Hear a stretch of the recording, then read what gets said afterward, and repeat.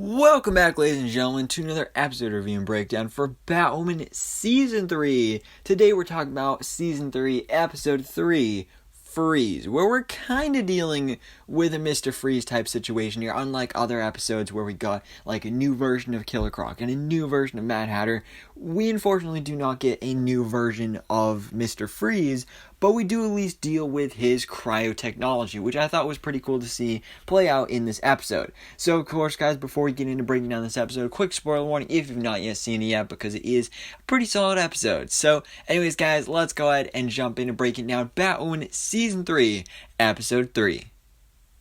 So the episode starts off with a kid having a container of liquid nitrogen that then causes a school bus to completely freeze. So then we get a news report very similar to what we got last week with Killer Croc, saying that people are thinking like, oh, this has got to be linked to classic Batman villain, Mr. Victor Freeze, and like all this stuff. And then of course Luke goes on to tell us about Mr. Freeze and everything going on there.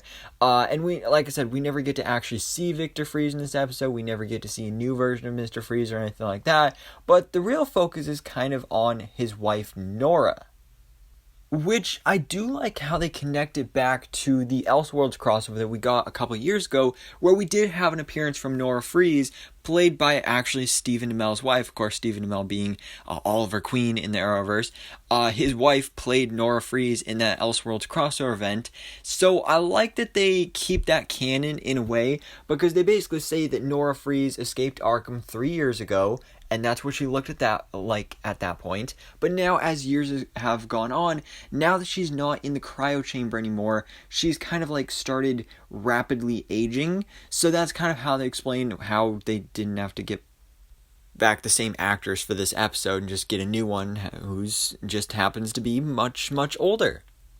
Which, you know, honestly, as cool as it would have been to have Stephen Amell's wife in here as Nora Freeze being an almost female version of Mr. Freeze, that would have been cool. But I feel like this is the next best thing, and I do like that they at least kept that canon with that version of Nora Freeze, connecting all the way back to the Elseworlds crossover years ago. But also in this episode, we follow up after the cliffhanger of episode 2, where Ryan has now officially revealed to Javicia Jet that she is her daughter. So she honestly, like, she's kind of not surprised, and it honestly doesn't seem like she really cares. She literally says she doesn't want her in her life. She's like, you know, I gave you up all those years ago, and I still don't care about you, so I don't want you in my life. But then Ryan also gets to meet now her brother, Marquis Jet, as well, who is kind of like the, I don't remember his exact title, but it's like the, like, basically second in command of Jeterian and Industries. So we've got all that going on right there. Meanwhile, Nora Freeze and actually her sister Dee Smitty are attacked and kidnapped by like some gangsters and just some criminals within Gotham City who are trying to get their hands on Victor Freeze's cryotechnology. And we do get some cool scenes here. There was one shot where we actually got to see Mr. Freeze's goggles. That was cool to see.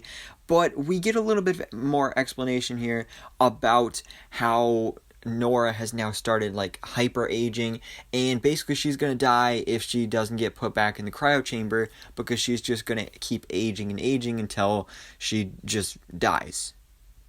So that's kind of their goal here, but again, these gangsters have now kidnapped them, but of course Batwoman luckily arrives to try and save the day, but then she actually ends up getting trapped in the cryo chamber, and so she starts freezing. And I do like that. That was pretty cool to see in this episode, you know, the effects and like makeup and stuff that they did to do like the freezing effect. I thought was pretty decent. So I like seeing that, but of course Batwing shows up, saves the day, and they end up defeating all of the bad guys here that I don't think they really even gave any of them names. Maybe they did, but I don't remember. So yeah, now the day is saved. The Mr. Freeze cryotechnology is back in the hands of Batwoman and the Bat Team, and now part of their Batman villain trophy collection. So that's one step closer to their goal. Of course, you know, we know based off last episode with Mary's diagnosis, Luke is still dealing with kind of a form of PTSD. So he's got that going on. He's still denying it, and she's like, "Oh, you shouldn't be out in the field," and all this stuff. So we've got that going on there. And of course, also the blossoming romance between Luke and Mary. Also a little bit of romance between Ryan and Sophie, which we'll see quite a bit of in next week's episode.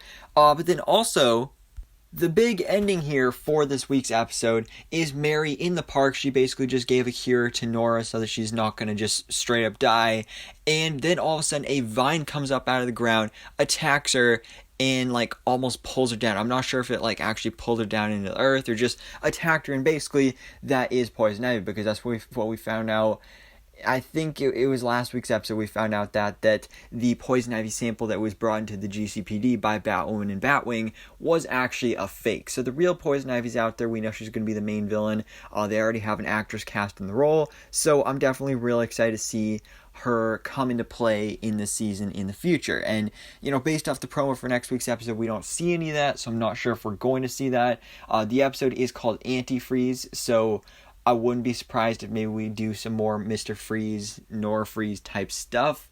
Not completely sure, just going off based off the title of the episode. But anyways, guys, that was this week's episode of Batwoman Season 3. Let me know your thoughts in the comments below. What do you think about this week's episode? Of course, let me know all your thoughts, theories, and predictions in the comments below. And thanks so much for watching. Please drop a like if you enjoyed this video, and hit the subscribe button so I can keep up to date on everything that goes on in the DC life.